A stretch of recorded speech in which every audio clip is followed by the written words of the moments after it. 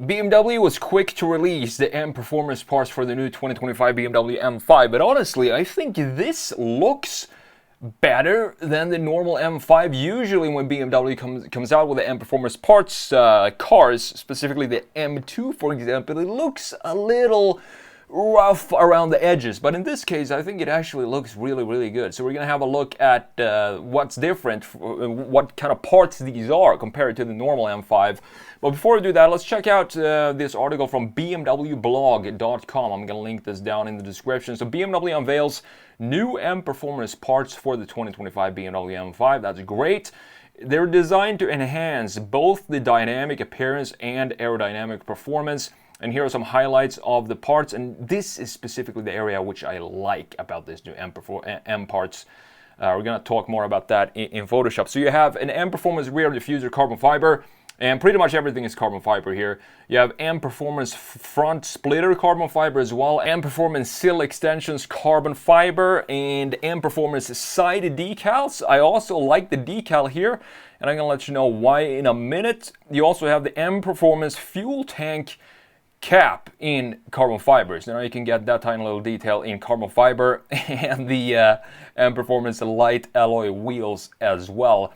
I do believe, I could be wrong here, maybe you can correct me, but I do believe M Performance parts, that means that you can order separate parts for your BMW M5. You don't necessarily need to get all of them onto your car. So if you want the body kit here, or the diffuser and the splitter and the side skirt here, I think you can order those separately, which is great. So let's jump into Photoshop here. Let's have a look at what this is when it comes to the visual aspect of this new M parts M5. So we have the new one right here with the new parts, the standard M5 here on the right side. There is no image of the new parts from the inside, but you do have some special carpets and stuff like that. Not big changes for the interior, but look at the front end here. We do have, if you look down here in this area, overall I do think the M5, I think this will be a car that is going to grow on me. The only thing it's going to be hard to understand is the weight of this thing being heavier than a Chevy Tahoe. So BMW is going to have to fiddle around with some engineers there and figure out the driving dynamics when we have that much weight on this car. But here we have the front splitter, and I do think it looks really good. It doesn't look too crazy like we have on the M2 for example, and it sort of makes the front end hug the road a little more. You can see it's lacking here. It sort of just stops. We have a very sharp end point for the lower section of the normal M5, but here we have a clear base for it with this lower section. I think it looks really cool. I think that's probably the only difference in the front end that I can see between these two cars.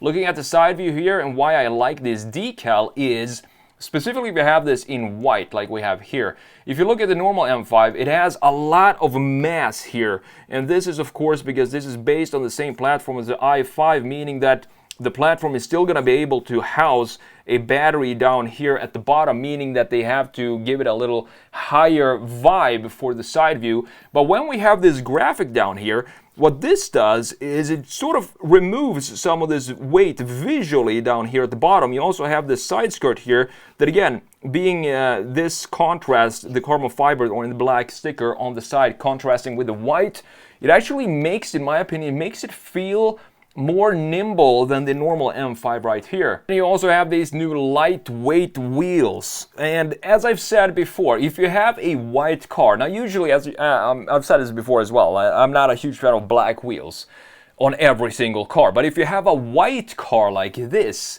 right here with all these black graphics, the graphics around the greenhouse here, the side mirrors, the splitter in the front, the side skirt, and the rear diffuser, having black wheels feels like it suits this specific car. Still want to have the same 21s like we have in the rear. I want to have them in the front as well, and not have 21s in the rear and 20s in the front. Want to have the same dimension there. We have the same situation here. You can clearly see the differences in size here when you have a gray wheel like this on the normal M5. It just looks a little Hot Wheel-ish, and I want to have the same size all around. Now, the rear view here for the M performance parts is, what I love about this is, what I didn't like when I first saw the M5 is this cut in the body. It just feels like someone took a knife and just carved out an unnatural piece of the bodywork here. You can see how it goes like this and then dips down here and doesn't have a clear connection to what's going on in the lower section. The diffuser also sticks up very, very high here, and then we have this body painted piece, or sort of square right in the middle.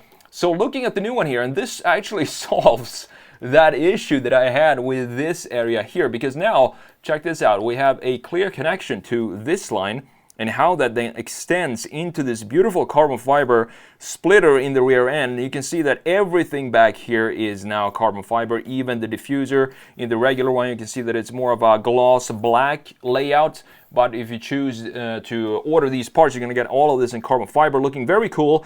And I honestly like the M5 in white with the M Performance parts. It looks very clean.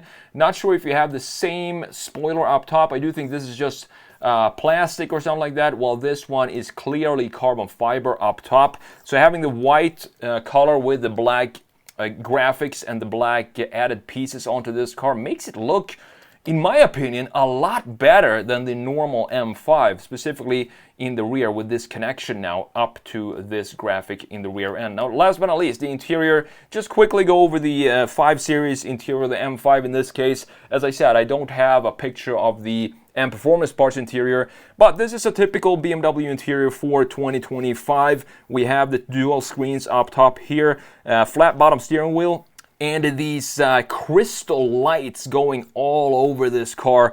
Same vibe that we have in the 7 Series as well. I do love this carbon fiber here, but do I still wish that we have the iDrive 7 system? Yes, and you know that because we do have a gauge cluster that sits very, very deep inside of a housing here for the iDrive 7. This, I do believe, maybe even the iDrive 9 now. I think it's probably the 8.5.